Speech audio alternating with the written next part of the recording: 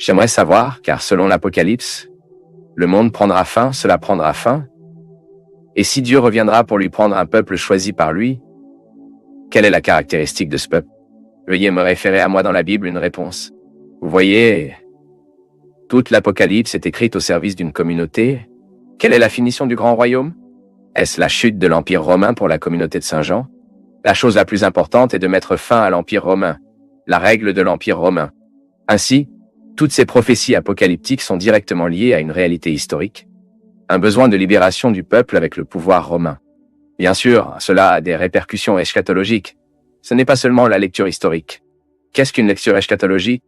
Nous obtenons ce que c'était, et nous nous lisons aujourd'hui. Lorsque nous parlons de la fin du monde, nous parlons aujourd'hui d'un processus de chaos, que l'univers vit, et que dans un instant la vie humaine est impossible. C'est une chose. Parlez à la fin de cet article. Une autre chose est que vous parliez de la fin du monde dans ce qui a une connotation que Jésus parle dans l'évangile de Saint Jean. Nous sommes dans le monde, mais nous ne pouvons pas être dans le monde. Travaillons sur cette expression comme la fin du monde auquel l'Apocalypse se réfère et précisément cette finition de tout ce qui est mauvais, et qui doit se terminer parce que l'expérience du mal dans le monde mène le monde vers le chaos que l'expérience diabolique fait avec quelle réalité sera à nouveau chaotique, parce que le monde est celui qui est en ordre le sale, et ce qui est hors de commande.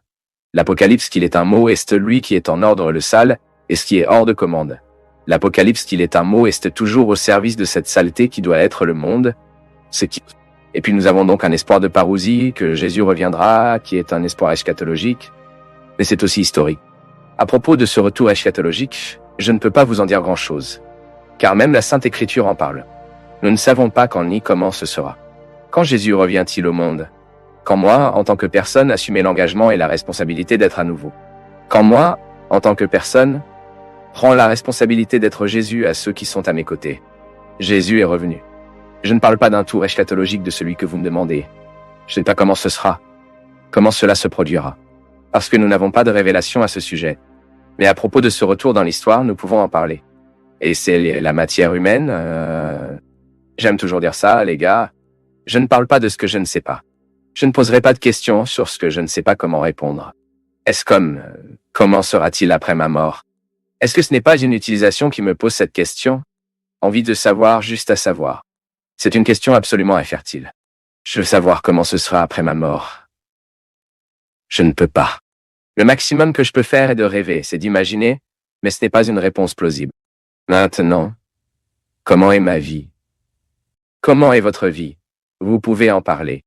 Donc, si vous ne pouvez pas faire face à ce que sera votre mort, ce que ce sera après votre mort, obtenez ce que vous pouvez. Et souvent nous perdons un bon temps en nous faisant ce genre de questions. Et parfois nous perdons la qualité de nos vies en projetant notre préoccupation tout le temps cette fin du monde annoncée. Je ne m'occupe pas de cette réalité. La seule chose que j'autorise cette fin du monde qui vient en moi. Savez-vous ce que c'est?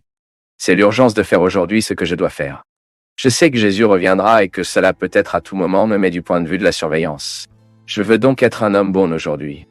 Vous pouvez être une bonne femme aujourd'hui. Soyons le meilleur être humain que nous pouvons aujourd'hui. Pour une raison simple. Jésus revient. Et au moment où je m'organise en tant que personne, que je quitte le chaos, que j'arrête d'être sale, j'entre cette perspective du royaume de Dieu. Et c'est très beau. Le chaos que le monde est, cette pollution que le monde a, ce problème écologique que nous vivons est également un problème humain. Nous ne pouvons pas nier que nos glaciers inondent également nos vies. Nous ne pouvons pas non plus nier que notre climat est compliqué, que vous avez également des tempêtes en vous, que vous vivez également le danger constant des ouragans qui vous renversent presque en tant que personne. Ce n'est pas seulement la Californie qui a pris feu, non. Il y a beaucoup de gens avec des tirs intérieurs se terminant, détruisant tout, brûlant tout. Le feu de la haine, le feu de non-aime. Il y a beaucoup de glaciers qui tombent. Beaucoup de gens sont détruits par ces terribles inondations sombres. Les inondations de notre haine, notre paresse, notre insatisfaction, notre frustration. Mon peuple, les problèmes écologiques du monde dans lesquels ils se produisent et sont présents tout le temps. Mais je m'aventure à dire qu'aujourd'hui le problème humain est bien pire que tout ce qui se passe autour de nous. Et en passant, ce qui se passe à l'extérieur n'est qu'une conséquence du trouble intérieur.